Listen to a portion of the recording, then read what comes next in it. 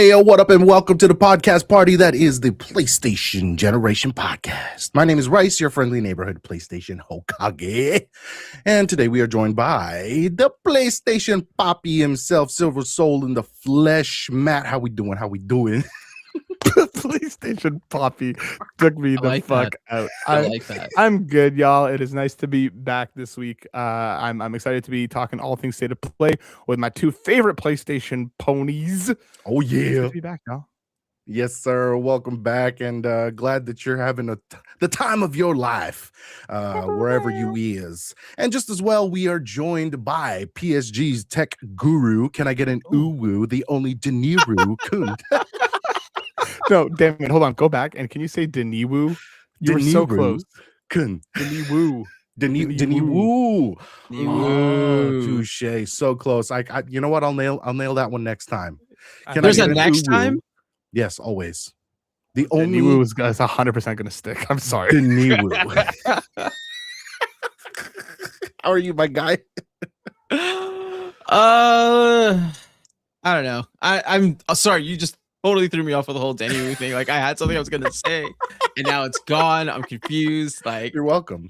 I'm feeling the energy. I'm feeling the vibe. It's gonna be a hell of a show. So let's go. Hi guys. I'm good. Yeah. Good. Hell yeah.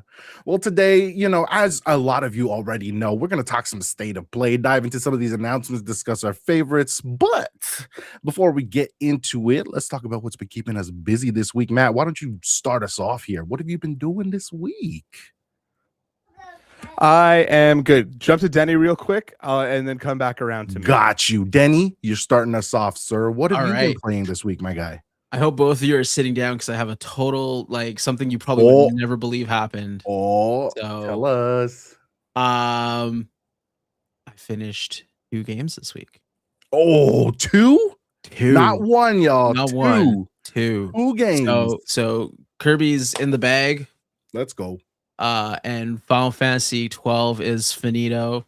So okay. Scratched you off the backlog. And we'll keep plugging along. I don't know what to play next. I thought about booting up Returnal because I downloaded it the other day.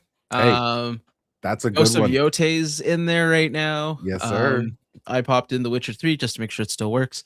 I saw that actually on my feed, on my welcome feed. Deniru played The Witcher 3 for the first time. For the first time. Fun fact, it's not my first time. I have it on PC. I just never bothered to it was one of those games when I built my PC back in 2013. It was a game I was I gotta just install it and see if it runs really well. Just start benchmarking games. Yes. It worked well. I never played it, but it worked well. Yeah, that's awesome. Well, congratulations on finishing 2 games off the backlog. That is really huge. All gamers know that's a huge accomplishment. So congratulations. Thank you. 2 down and so many more to go. Yeah, I mean, that's a lifetime thing. I feel like on our tombstones, we should have games that we crossed off our backlog. Well, thanks for sharing. Matt, you ready to share your games that you played this week, sir? One more second. Okay, so as for me, I played a lot of Final Fantasy 16.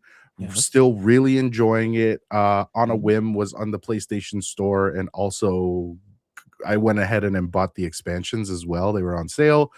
$16. It was great. It was great. I actually had to control myself from going on a shopping spree because some of those sales looked really, really nice in the PlayStation Store. Not to mention all of the stuff that we're going to be talking about today.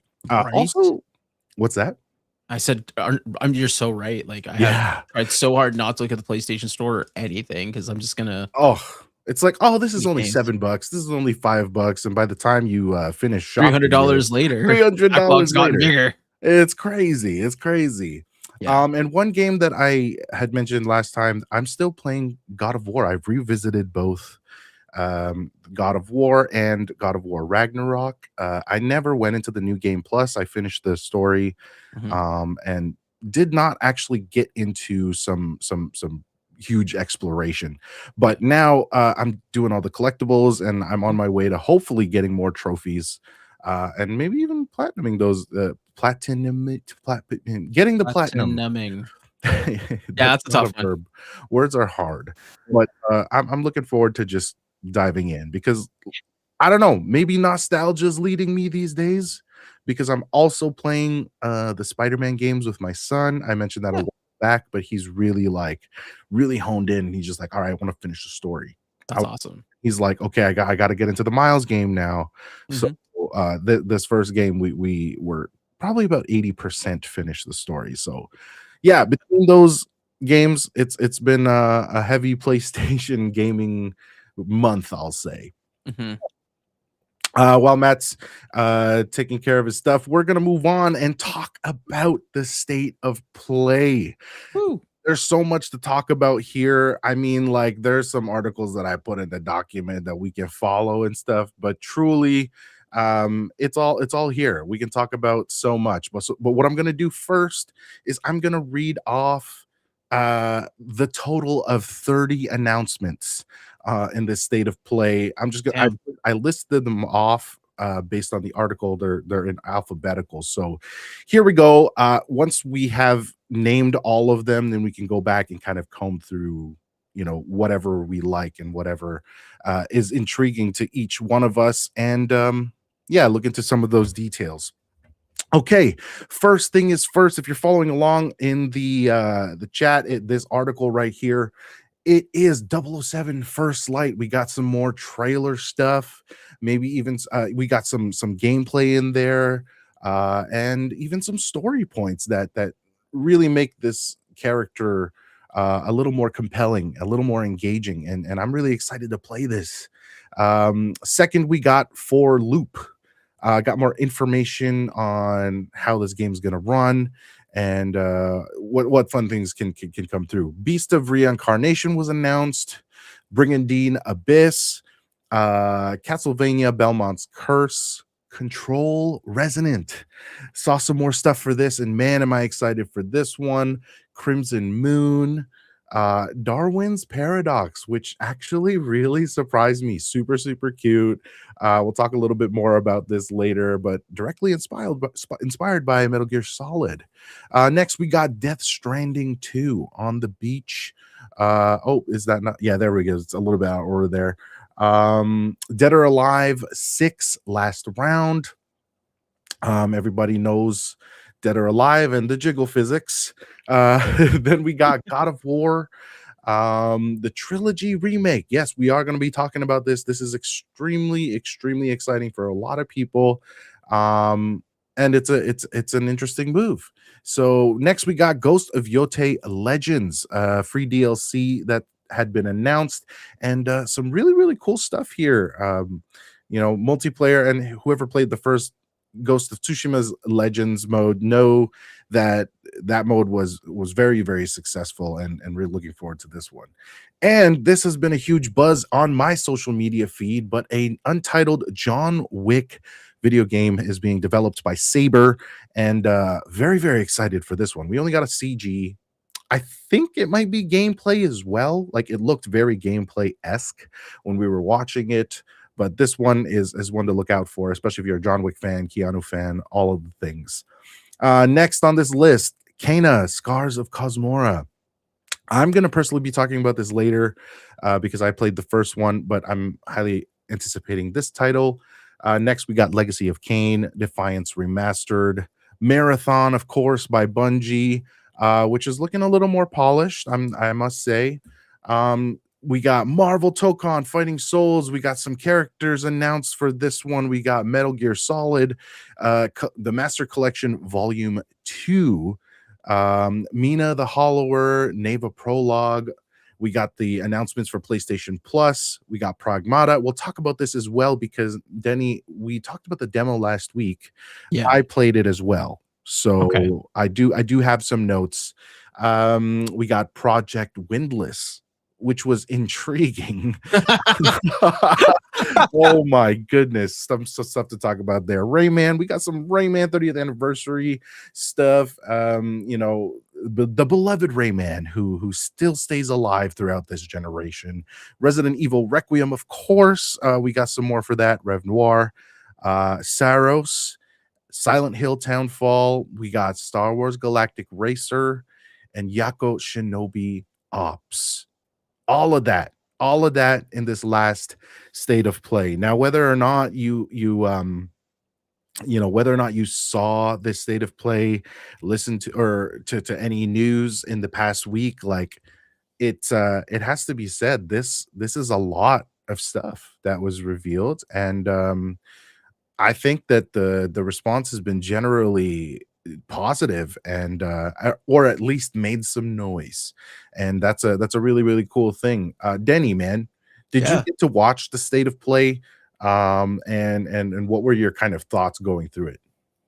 Yeah, I did watch it. I thought there was a lot. I mean, like you said, there's about 30 announcements there, so Yeah. that's pretty good. That's a lot of content in Mhm. 60 something minutes, I think. Yeah. I think there's a lot that stood out to me. There's a lot that at first glance I kind of laughed at, maybe because I was like kind of watching it as I did the dishes or whatever. But like, just going back and thinking about all the stuff we saw and rewatching some of those trailers and actually like kind of giving it the attention it deserves, I was like, damn, this is a pretty good lineup. Like, there's a lot for Mhm, us mhm. to really sink our teeth into. Discourse online has been good. You're absolutely right. Um, People are talking about the God of War trilogy. People are talking about Yeah. Kenna 2. People are talking about um people are actually like surprised that, Ghost of Sparta, or no, what was it? The other God of War game that came out. Yes, Sons of Sparta. Sons of Sparta, like Shadow dropped the same day. Like Crazy. it was a lot. And that's kind of like a mic drop moment, I feel. Mhm, But mhm. all in all, very solid. There's a lot that I'm excited for. Yeah, I can't wait to play like a lot of these games. Totally. One thing that I did think of, as I was seeing all of these trailers and announcements was, oh, like it looks like there's something here for a pretty diverse player base. Yeah. There's something here for everyone. I mean, let's go to Darwin's what was that title called again? Darwin's Paradox. Darwin's Paradox. Like super cute. You're this octopus. There are Yeah. some stealth elements directly inspired by Metal Gear Solid. And it looks like a really, really solid, platformer. And something that I could kind of dive into with my son. And there's also the extremely exciting action games that were presented as well, like this super out of nowhere Project Windless. That's the one I was thinking of when I was saying like I kind of chuckled at it Yeah, because I saw the giant chicken, yeah. right? You see a giant chicken, and I'm like, okay, what is this? And then you watch something, I'm like, all right, this is like Dynasty Warriors meets Chicken Little or some nonsense. Yes. But, like, it's such a cool game, and like it seems like there's a lot of like it's based off a novel, I think they said, Yeah, I think right? so. So it seems cool, and I'm very intrigued. Like, I want to know more about this game. Like, yes, it Mhm. sounds silly, and like you're literally a giant chicken. Yes. I want to know more. It got my attention. That's exactly what I said. I mean, the intro was it seems to be this antagonist, holding this heart, Yeah. right? And I'm just like, yo, what is this? And then the And reveal of there's this chicken this chicken. And so I beating had to everybody go. up. I had to go on Reddit, on the internet. I needed to go and see what people were saying. And one of the funniest comments that I saw was like, oh, I didn't know we were getting a Chicken Little prequel Right? in 2026. But listen, man, this game looks like it's something that's right up my alley, at least Yeah. in the action adventure game genre, and the combat looks really fun, and the boss fights look like they could be challenging, and the character design is intriguing, man. So I'm very very surprised at this announcement, just by sheer look Well, of the protagonist. not only that, I think you said something that's really interesting. Like, the gameplay looks fun, right? Like, Yes. it's like you're plowing through levels, just beating hordes and hordes of enemies. And then I Mhm. think, you probably have a more Wukong style boss fight, right? Where I Sure. think that's going to be really interesting. And this part right here is what really blew my mind, because if this is in-game footage, for Yeah, example, or nuts. something, and the size and the scale and the number of people that are actually going to be on screen, and like you're just able to run through these giant factions and just plow through them Totally. as a chicken. Like like that's gonna be really cool, and like part of me is now intrigued to see as well as just the performance of the game, right? Like Yeah. you're gonna have such a large scale, like you got to make sure you're technically sound, and I'm very curious to see how well Project Windless does. Yeah, Also, is agree. that the final name? Because I I thought don't right away know. windless, like a flightless bird, like a Yeah, chicken. that's So that's probably that's hilarious. Yeah. Actually, one game that comes to mind, especially in the hordes of enemies, is Dynasty Warriors. yep, yep. So that's what it kind of looks like to me. But you make a really salient point about the boss fight, man. That looks a little more challenging than it would be, a Dynasty Warriors game. So all those elements combined with the let's not take the character too seriously kind of vibe is really cool. Is really Yeah. cool. So I'm intrigued. Let's see here, buddy. Let's go to our first article. Ghost of Yotei Legends comes to PlayStation 5. Let's go a little bit deeper into this. Um, Legends is our online co-op multiplayer mode where you'll team up with friends and challenge monstrous supernatural versions of the Yotei 6. If you saw the trailer and if you have played the game, then you'll know that these creatures are mirrored demonic versions of the Yotei 6. I believe the Kitsune, the Oni, the snake, and then the spider. So those things look friggin' badass and ominous. It looks really, really cool. Mhm. And in story, you'll team up with another player to tackle a series of 12 missions. After completing each set of 3 story missions, you'll unlock an incursion, which is a large scale 4-player assault on a stronghold belonging to a member of the Yotei 6. Each incursion will culminate in a boss fight versus a giant supernatural version of the spider, the Oni, the Kitsune, and the snake. As for the other members of the Yotei 6, in April, will release a raid putting your team to the ultimate test where you can expect to take on the dragon and Lord Saito himself. So this is promising a lot. It actually expands on the multiplayer experience in the Ghost franchise, and I am very, very excited for this.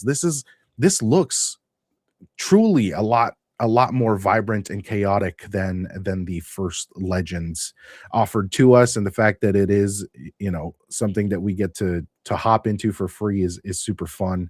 I mean, Denny, if you even if you don't get to play the story, Yeah, you will likely be able to jump into Legends right away. So this is also another idea that we could do on stream. I like it. Which And by the way, honestly, oh, go for it. Yeah. sorry, which by the way, I'm going to make mention right now. Denny and I do have a stream planned next Fine. week. Next week on Thursday, we'll be chatting. We'll be chatting about random stuff and playing a game together. But we decided that we want to do this on a regular basis. So be on the lookout for that. We'll talk about it later. I need this injected into my veins, says Jacob. I'm so ready. Absolutely. Yeah. Absolutely. I'm so ready as well. What are your thoughts, Denny?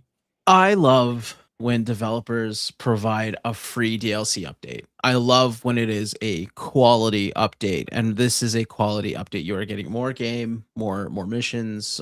You're not just getting something cosmetic or some sort of quality of life feature, which is all great as well. But there are publishers out there and developers out there that would charge a premium for this type of DLC. Totally. I'm happy that we're getting it for free. It makes it so much easier to support the game knowing that that's kind of the content you're getting. Totally that. And you know what? As Ghost of Yotei is a single player experience, getting this DLC now, for those of us who have finished the game, and even for those who haven't picked it up yet, this is an opportunity to get together with your buddies, get together with friends that have been playing or haven't been playing the game, and literally experience it together. Yeah. This is something that Denny and I were talking about in previous weeks, where games that are in genres that are pretty saturated already, they need to come out swinging. They need to come out with something that is memorable, but most of all, maybe even something that you can engage your community with. And I think that this does that so well. I'm excited for Legends. I'm excited to get into these missions with some friends. So yes, I hope that you enjoy this moving forward. We're going to keep going here because there's so much more to talk about. There's so much more. So much. So let's talk about God of War. Holy shit, to say the least, you guys. Oh, yeah. When this showed on the screen, when those symbols started showing up, it was immediately like, oh. And then when that word remake showed up, ooh boy, I jumped out of my seat because this was awesome.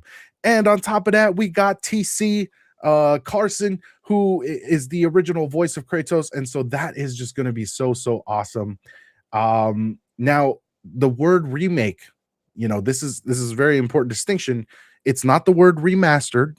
Nope. So we're not looking at the games like they were before. No. Very important to note. And so this experience will be a new experience. So I'm very intrigued as to how they're going to approach this. I believe that if you played the original God of War games, there were fixed camera kind of hack and almost slash, like a dungeon crawler type games, and so a vastly different genre than the more recent installments of God of War. Did you play the original God of War trilogy, Denny? Oh hell yeah! Yeah. I played them on the PS2. 1 and 2, and then I played the remakes or the HD remasters, sorry, when they came up on the PS3. And then I played God of War 3 as well. Some of my favorite games, and spent a lot of time with them.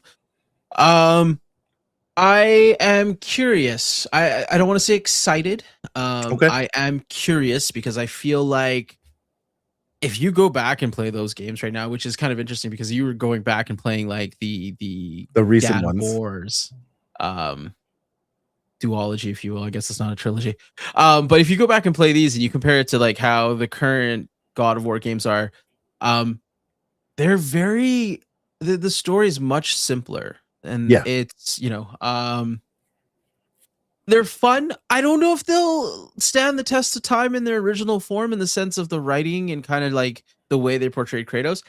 I love to see, and I think this is this might be a big ask, but I know it's in early development. Welcome back, Matt.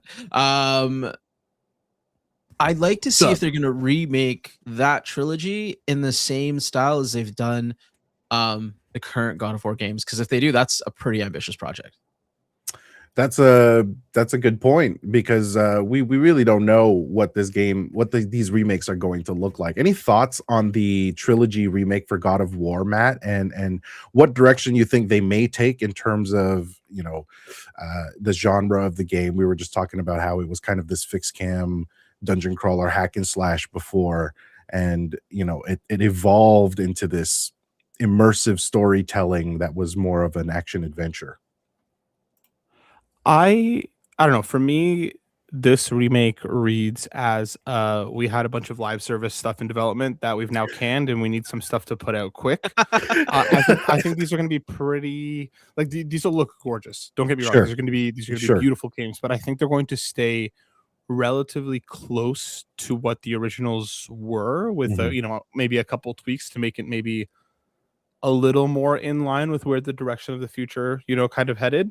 Yes. But I'm expecting them to be pretty close to what they were, just like with serious gloves, some quality of life stuff. Maybe they'll let you unlock like the Leviathan axe as like a secret weapon after you beat the game once. I could see stuff like that, but I think this is going to be pretty close to what we've seen before, with some kind of minor, with some kind of like graphical and quality of life overhauls, more so than a like Final Fantasy VII remake style from the ground up. I would love to be wrong, totally, but in my mind, these are going to be. I'm gonna guess it's going to be like the last trilogy was. It's going to be one package thing. If you want to buy them separately, you can. But I'm anticipating kind of just like a Blue Point style from the ground up remake, where they're going to make everything look nice and modern and fresh, but like the game's identity won't change much. Got you. So it seems like this is a pivot decision in the long run as a result of some dicey decisions in terms of the live service stuff. That makes sense to me. That makes a lot of sense to me. So kind of going off of this God of War train here, we were also given God of War: Sons of Sparta. This shadow drop 2D pixel game set in Greece starring a young Kratos. Have either of you picked this up, by the way? Not yet. So I've been playing it. Okay. Shout out to PlayStation Canada for hooking me up with a code. Hell yeah. My review's gonna be over on But Why Though in the next week or so. But it's I'm mixed on it so far, but I'm Okay. only 2 to 3 hours in. Right. It is very simple so far in Okay. terms of like in terms of its platforming, in terms of its puzzle design, in terms of its combat. Like I've played Rogue Prince of Persia, which Mega Cat did before, and that had a Yep. lot more fluidity to it and a lot more experimentation with kind of your build craft and the way that you could do stuff. So that this by comparison feels more stripped back. Okay. Now I wouldn't anticipate Kratos to be like moving like a ninja. You know what I mean? This is Of course. this is like a Spartan heavyset dude. It kind of feels true to form. But what I have heard is that it does get a lot better the further you go, and I'm starting to see pieces of that where Got like combos are starting to get a little bit more difficult as I level up, as I kind of kill enemies, get their blood and kind of pour it back in, and as I upgrade, I'm starting to see the pieces of that. And in terms of like the Metroidvania of it all, the map is Yep. huge. There's plenty of areas to kind of explore and to find stuff. The couple things that I will say is that like the checkpointing for me is a little rough because you can only warp to these certain temples, but like where the blacksmith is, where you go to do your upgrades, is nowhere near one. So you kind of have to warp to like a further away place and then run all the way back. You have all these like campfires, which I would have thought you could kind of warp to, but you can't, at least not at this point. But I am enjoying it. I am curious. Like I find Yep. myself like, oh, it's an hour's gone by. There's some really cool fights. But I'm at like a 7-ish right Okay. now, where like it's not doing anything inherently bad, but it's just not doing anything very exciting. It's a pretty Sure. by the numbers Metroidvania thus far. But like I said, I'm starting to see hints of that depth and hints of that complexity that I've heard is there.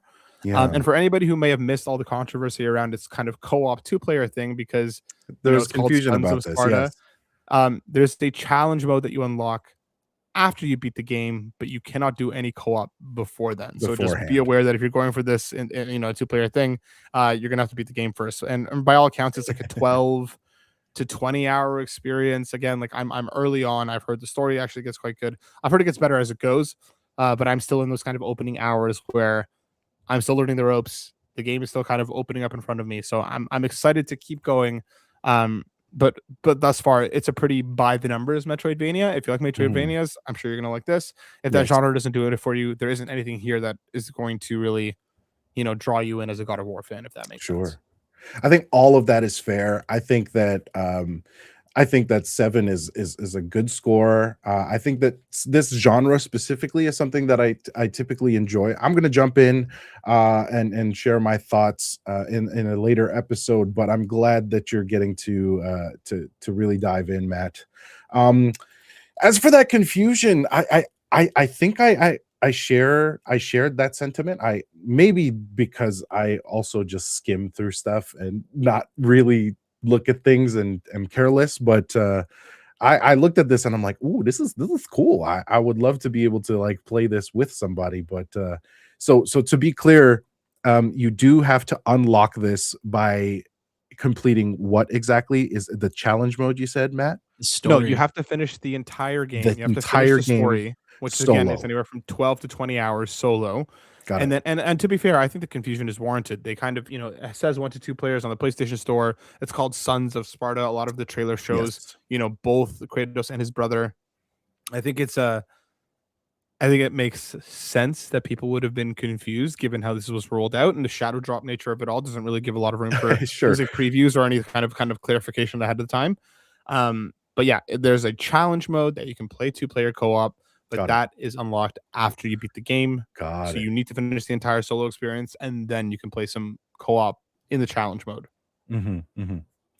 Awesome. So for those of you who haven't really checked out the store, it's already there available. Check it out and see for yourself. Love to hear your thoughts. Next here, one of the big announcements was this John Wick game. It's not going to be called John Wick, from my understanding. It is untitled at this point, and we're gonna find out what the title is later on. And in this article, it says we are working closely with Chad Stahelski. I don't know if that's how it's pronounced.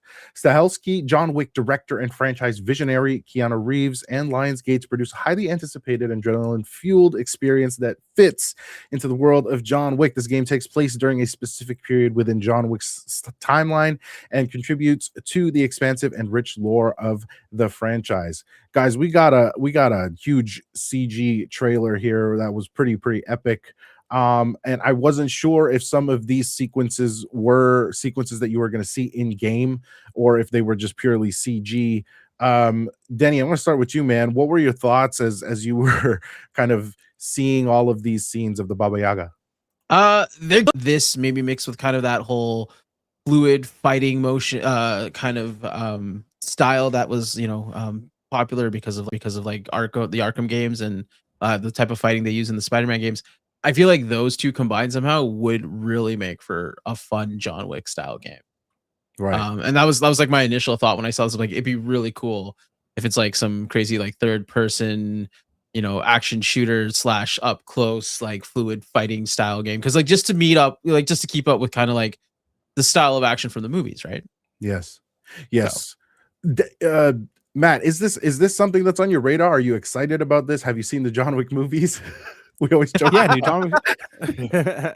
Yeah, I have seen the Wick movies. They're modern, so obviously I've seen them. They're from came out in the last decade, right? Yeah, I mean I've seen them because they've been around since I've been alive. But yeah, I think this looks dope. I'm like any kind of CGI trailer, you always have to take with a bit of a grain of salt, obviously, right? Because it's like how much of this is going to translate to actual gameplay. I am going to have a hard time unmarrying my kind of eternal wish that Slow Clap would have been the developers doing this after how good Sifu felt. Yes. It really felt like they would have been primed and the right developer to throw a John Wick game at. Take that kind of bedrock of fighting that they had in Sifu, add in a bunch of the gunplay, and you have John Wick. Sure. So like I'm going to have an kind of unfair time unmarrying that idea in my mind, depending on how this is going to look and how this is going to feel. Just because every time I was playing Sifu, I'm like, man, John Wick would in this kind of combat would slap. But I'm stoked. I'm curious to see more. I'm assuming this is a long ways out, given that this was only a CGI trailer. Definitely. We still don't even have a proper name for it. I have questions like, is this going to retell some of the movies? Is this a new story? Is this a during his time as an assassin before he retires, or is it later? Or right. I'm curious about some of the kind of lore implications and reasoning for this. Well, also, yeah, I'm excited to see how it feels, because I think if it's not Sifu, I think Denny's dead on. Like if you marry kind of Max Payne with Arkham, that's going to feel like a really good John Wick game. Yeah, hell yeah. Well, I love all of those thoughts. I'm pretty stoked about this game simply because it's John Wick. As far as it's going to feel, I do have some those sentiments as well. It's got to feel good. It can't just be the IP, and it can't just be Keanu Reeves putting the team on his back. It has to be all that stuff. Jacob saying here, I'm most excited for the lore of the world of John Wick, to see more characters and how the world works. Yeah, man.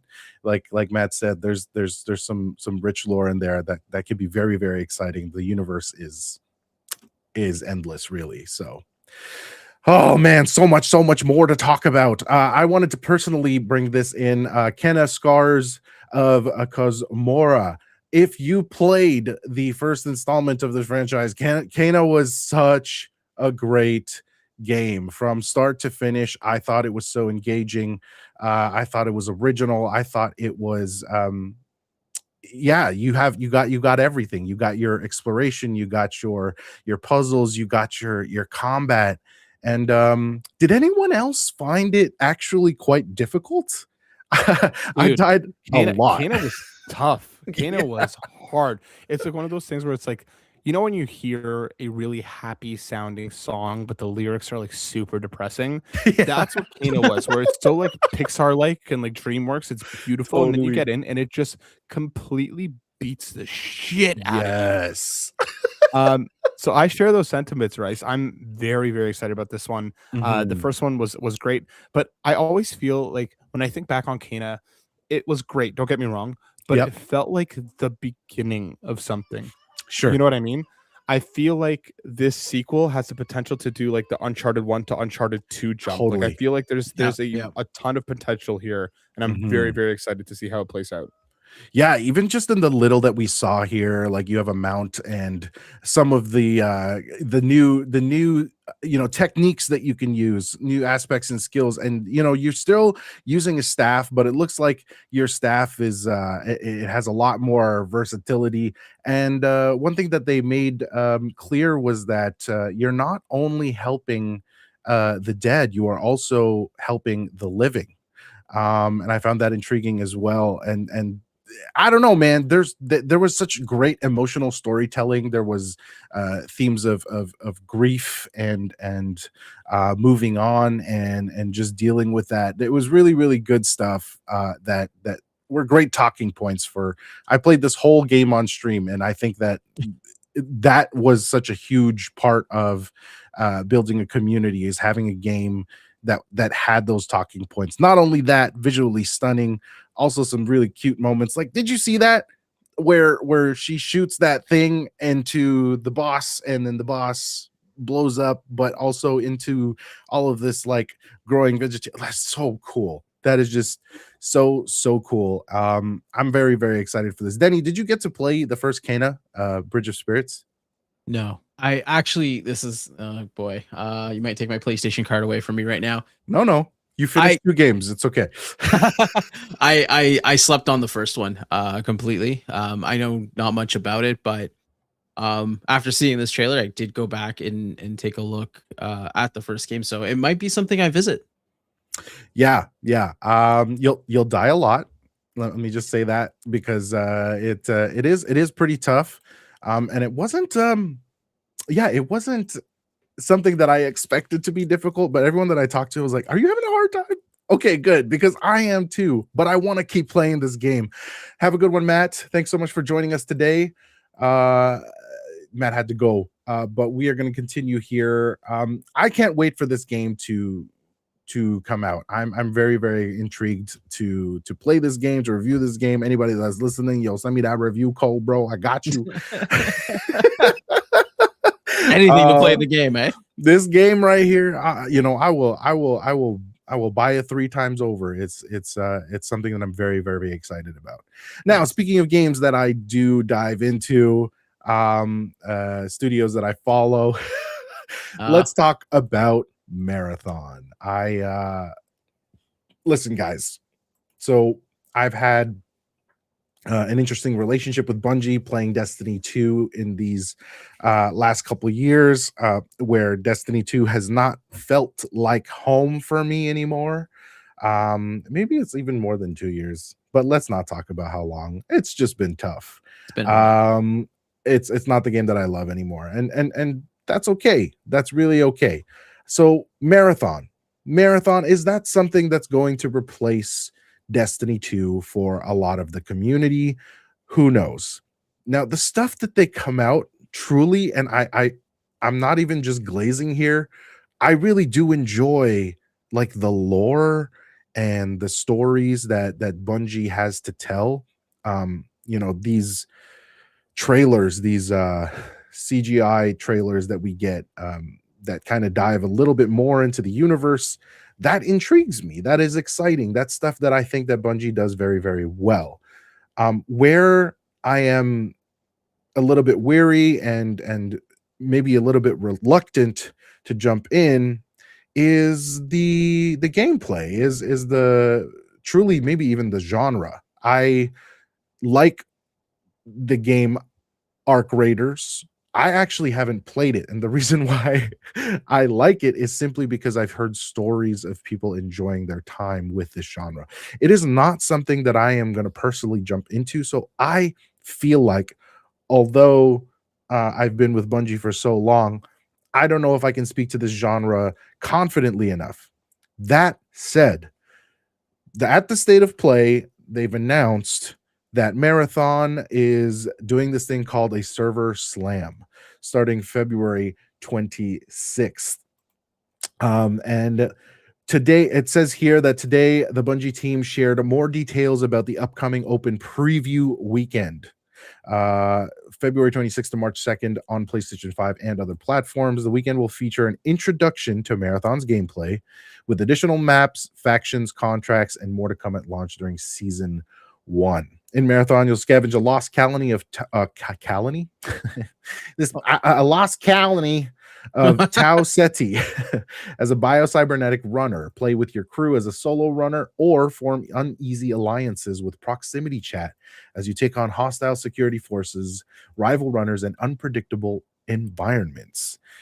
Sounds familiar to a lot of people who have been playing games like Arc Raiders. Complete contracts, craft new builds, and take on greater challenges, culminating with the derelict Marathon ship in orbit. So it's compelling at best right now for me, but I am glad that there is an open there's basically a weekend that people can preview the game. That'll either excite players or deter them from this game. I truly do. I think that they have to really hit it. They have to really hit it on this weekend. 100%.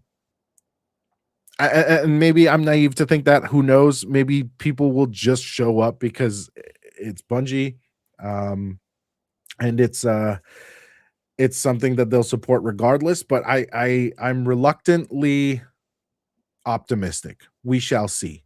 We shall see. Denny, is this something that would interest you to do together? By the way, on open preview weekend. Yes. Yes. I was about to say it might take me away from some Requiem, but that's fine. I know the schedule. I could carve out like 2 to 3 hours. Maybe. First and foremost, I just want to give a shout out to Jacob here. I like that I could try this before I buy. Purchasing is all going to come down into how sweaty it ends up being and how fun the loop is. Well said. I agree with that sentiment. I would like to try this game. I like any game that has a network test, a beta test, an open period. It's important. And I think those are there's been games that I'll give you the perfect example. You guys know I'm a big Sonic the Hedgehog fan, but I hate all the racing games. Like I bought Sonic and Sega All-Stars Racing, Sonic and Transformed or whatever it's called. And then a couple of them came out. I'm like, I'm gonna leave it alone. But then they did this network test for the last one for Crossworlds. Yeah. I played it and I had fun. I ended up buying it. Yeah. Right. And it was because I had the opportunity to play it. Again, it's like a demo. Any game that has a demo, you have a chance to play it. So I think it'll do, I think it's good. And I think it will give everyone an opportunity to really see how the gameplay feels. Because to be honest with you, as someone who hasn't played a lot of Destiny 2, but did play a lot of Destiny 1, yes. The feel to me, like when I see someone playing it, when I see the gameplay trailers, to me, it still feels like Destiny. Agreed. So is that a good thing? Is that a bad thing? I don't know. It all depends on everything else around the feel of that, the feel of how your character moves. So yeah, I'd hop in with you for a wee bit. We'll say 2 hours. We'll cap it at 2 hours. I'll see what I can do. Yeah, I'll pencil it into the sketch. I'll pencil it in. I'll pencil it in. Well, as we've said before, we'll have to find out by playing the game, and this will inform our decisions moving forward. And I don't know that everybody shares the same kind of reluctancy as I do.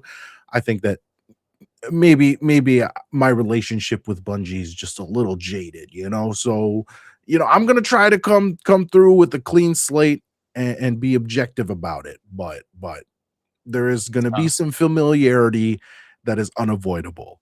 That's all I'll say. I hope to be hopping into this open preview weekend, hopefully with a few friends, maybe with Denny. Maybe we'll record the session as well and show that off somewhere else.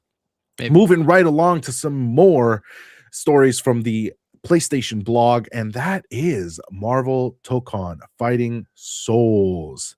Guys, we got we got more gameplay trailer, and then we got freaking more fights. Sorry, more characters. I don't know why I said fights. More fights, more characters, more fights. More characters, more fighting characters fighting. Exactly. So coming through in this article, we have been privy to the announcement that more characters like the X-Men are joining the fight. And specifically the Unbreakable X-Men. So we got Storm, we got Magic. Do you know anything about Magic? A young mutant, highly skilled in both magic and sword. She creates herself. I haven't heard of Magic. Oh yeah, I have not either. Okay, well, we also have Wolverine, of course, and Wolverine looks great. I'm going to be playing a lot as Wolverine and Spidey, that's for sure. And then Danger, the AI of the Danger Room, once used by the X-Men for training, which has gained autonomy and taken physical form. These characters are a pretty fun addition to the roster. I believe that there is going to be 20 playable characters in Marvel Tokon, which is pretty exciting. Pre-order bonuses include Infinity Gauntlet, Baby Groot, which is a lobby pet, not a character, a Cosmic Surfboard, a lobby ride. So this is, I guess, like kind of social. Yeah, like the cosmetics and all that stuff. Yeah. So I'm personally excited for this game. I'm going to be picking it up for sure. You know me and fighting games, Denny. Oh yeah. So I may even gift this one to you so we can play together. So it'd be my birthday present because it comes out the day before my birthday. Oh no way! No way! All right. So you know what? You heard it here. Anybody who's listening and is feeling generous, that's Denny's birthday. Okay. So save me some money. All right. On to our next story here. This one is very, very exciting. I know we're so close on time here, guys, but Saros, I did want to talk about this one for sure. This was really, really cool, and it was something I want to talk about because earlier in the episode you did say maybe I'd look into Returnal. Yeah. I think that if you jumped into Returnal, Saros would feel familiar to you. The gameplay, you know, you're meant to die a lot, and as you die a lot, you actually progress, you get stronger. And this was really cool because they really showed off what the environments are going to look like, especially after the eclipse happens. And they actually gave us a peek into the modifiers, the Carcosan modifiers, which change your experience. So with these modifiers, you can adjust your experience to make Saros more challenging or more forgiving. But the trick is that you have to keep the needle in the middle. It has to stay balanced. Let's see here. They come in two types. Protection modifiers reduce challenge by doing things like decreasing incoming damage, making it easier to reload your weapon, or extending the time that you can use your shield. And in contrast, trial modifiers make the game more challenging by making hostiles more aggressive, your weapon's power degrade over time, or even removing your second chance ability entirely. Man, those are for the people who crave punishment. Yep. I don't know that I'll be leaning into those modifiers, to be honest with you. I'm always going for a survivalist build, so more health, less damage incoming, all of that. But the combination is entirely up to you. So as long as it keeps that needle in the middle, that balance. Eclipse escalation in Saros the Eclipse corrupts the weapons, artifacts, worlds, and people's minds. So this means that it increases in challenge as you keep going. So even though you're modifying your character as you die, as you progress, this adds a new layer of challenge as you progress further into the game, as you discover more areas.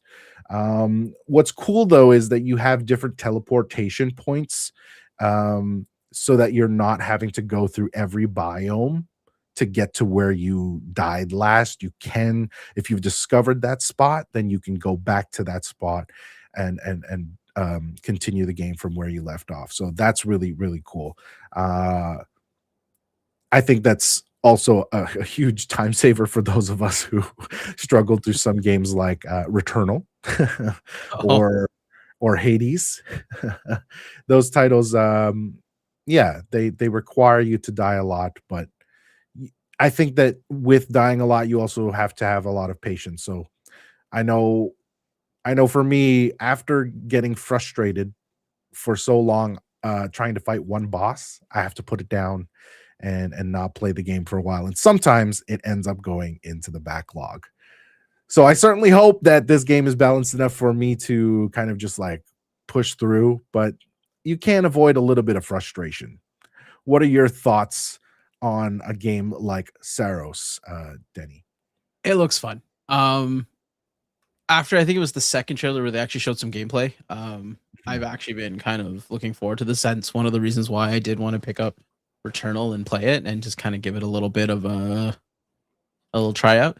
Yeah, dude. I think it's gonna do great. Obviously, it's gonna do great. I think it's gonna be well loved. I hope that it does well. And I pick it up day one? I don't know. I might wait a little bit depending what else is on my backlog at that time, but it'll be definitely one that I play sometime in the next decade or so. Awesome. Well, I certainly hope that you enjoy what you play. And if it's not for you, let me know. And that way I can narrow down the list of gifts that I can encourage people to get you during that time. And Thank you. Appreciate it. All right, today's podcast is all about getting me presents. I'm here for it. We know when Denny's birthday is now, okay? Yes. Loki, don't give your personal information online, man. We're gonna move on to some questions. We're gonna go into these questions because we just don't have time to talk about every single announcement. We talked about some things that we liked, right? Is there anything else that was a part of those 30 announcements, Denny, that you were particularly excited about, even if you just named the titles? I'm excited that Metal Gear Solid 4 is no longer trapped on the PS3. That's crazy. That was an awesome announcement, by the way. I hope, even if it's just a frame rate bump, because that game struggled on the PS3. Totally. So that would be something I pick up. I know we already talked about it really quickly, but First Light just looks better and better. And I'm more and more excited for that. So, and Project Windless. I mean, I want to be a fighting chicken. So yeah, Chicken Little, bro. I'm here for that. Chicken Big is what people are calling him too. Chicken Big. Chicken Little's long lost cousin. The Karyote Kid writes in saying, John Wick, how we feeling knowing Keanu and Chad are both involved? Extremely excited. Love the John Wick titles, love the movies. And if anyone kind of really takes a deep dive into the work of John Wick, I really have always enjoyed stunt work, stunt teams, and the rigorous amount of training that they have to do in order to get an action sequence right and believable, because we all call bullshit on bad fight scenes, and when something looks authentically gritty and like the protagonist is not OP and actually struggles through it, there's something satisfying about that realism there. So hugely excited that Chad and Keanu are involved. Also, knowing Santa Monica is working on a remake, how are we feeling about that instead of a new IP or another God of War game somewhere else? I think we shared those sentiments earlier. We did. And kind of went through the tropes and what we like and perhaps are expecting about this remake. Yep. So I'm down, but nothing revolutionary there. Perhaps even a pivot point. Moving on to Black Wyver's question. Hope you guys are well. Castlevania has me intrigued. I hope it's not roguelite /like. The God of War trilogy remake was a fantastic surprise. I would have expected a remaster, not a remake. That's exactly what I thought too. So I'm intrigued as to what remake really means. So we talked a little bit about that, but we'll see. We'll see. Time will tell. We have nothing on that. What's your prediction on the release of release month or year of the remake? Yeah. To be honest, I think 2028 at the earliest. Same. It's with our predictions of how it's going to play or how it could go, it's pretty ambitious. Yeah. Unless it's like, Well, as we were talking, here was my thought, right? I think this might be now, after hearing some stuff, and I'm like, oh, that makes sense. This is not a remaster in the sense of just updated visuals. Like, we're yeah, not just gonna like take the game, port it over, update the polygon count, or update the textures. I think if they were to do a remake on this and still want to get it out in an amount of time, in mhm, a certain amount of time to help, I think you just remake the game yeah, in newer technology, right? Like we're taking old PS1 games or sorry, true, not PS1, sorry, PS2 games and a PS3 game, and we just want to take it off of the engines and the architecture that was those consoles and put it onto more modern hardware. yeah, So you remake it from the ground up, but you would already have a lot of the source code and a lot of you have a lot of the resources already done at Santa Monica, sure, in terms of art and story and all of that pre-production kind of mhm. ready to go. That's why maybe early development means they've got an engine that they're working with, they're doing some tests, and then once they kind of iron out their kinks, it's just a matter of plugging in those assets and being able to finish these games a lot quicker. Well said. Well said. And I think Jacob made a good point earlier, saying I think the writing might be where most of that remake aspect comes in. And what you said as well, Denny, was we weren't sure how some of the writing would play out now. Oh yeah. Um, even the way, even the presentation of that stuff felt different for people at the time. Those thematic things that people gravitated towards at the time may not even hit the same. I think it also is about what is acceptable in an M-rated game these days. I mean, Sure. I don't know if you remember this, but there were some pretty hot coffee-esque mini games, Yeah, dude. right? To regain your health and your stamina or whatever. So, Oh yeah, yeah, yeah, for sure. uh, I know exactly what you're talking in about. this day and age, I don't know if that would exactly fly. Like, I Yeah, mean, it's everyone's evolved, everyone's grown up a little bit more. Even the yeah. people who worked on that game and maybe worked on the newer God of War games, you can see like how they've changed. So, Yes, the you could tell, right? There was yeah, emotional maturity in exactly. the more modern God of War games, and so we'll see if that kind of translates well into the remake also. Do you think Blue Point is involved? I don't think so. No. Next question. Are the original games worth playing in 2025?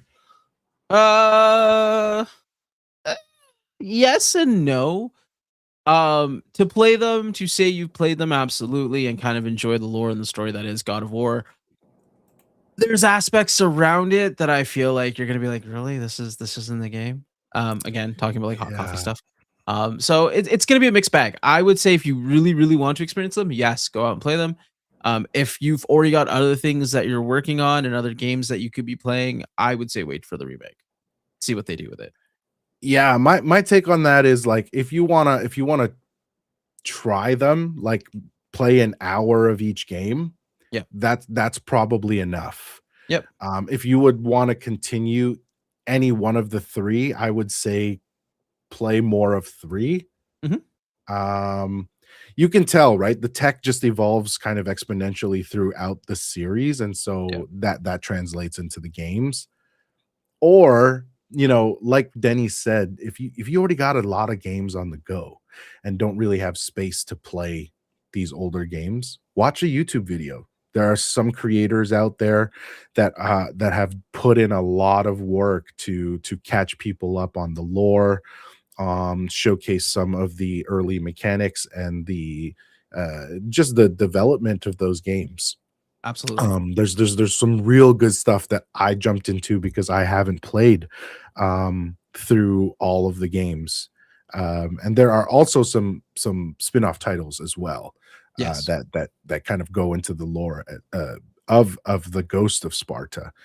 Mhm. And yeah, those are really helpful resources if you don't end up playing the games. But yeah, try them out to for nostalgia's sake, but they're games that are going to take time. So I yeah, think anyone who plays the older games is gonna appreciate just how different the newer games are and just how much agreed. um just how much they've evolved over time. I think that's the best word. There's an evolution in God of War that you see. There's a really cool documentary as well from when the more modern God of War was released for the first time and announced at E3. Okay. Let me just quickly check about what the title of that documentary is. It's on YouTube. Highly recommend watching that because it actually goes through Corey's life as well and how he has emotionally matured as he became a father. Documentary. Let's see here. God of War Raising Kratos. So if you have not watched that, you should check that out if you want to dive more into the God of War lore, into the development, and to possibly one of the last E3s that ever existed. Very true. Yeah.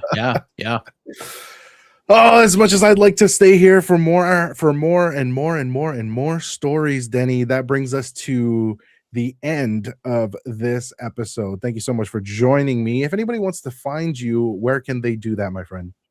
Well, now I can actually say it and mean it a little bit more. Twitch is going to be a big one, especially with you and me hanging out on Twitch. Instagram will definitely be a place as well. And anytime I decide to have a weird thought, I will sprinkle it on other socials like Bluesky. So you can find those all on Linktree/Denerican Gaming.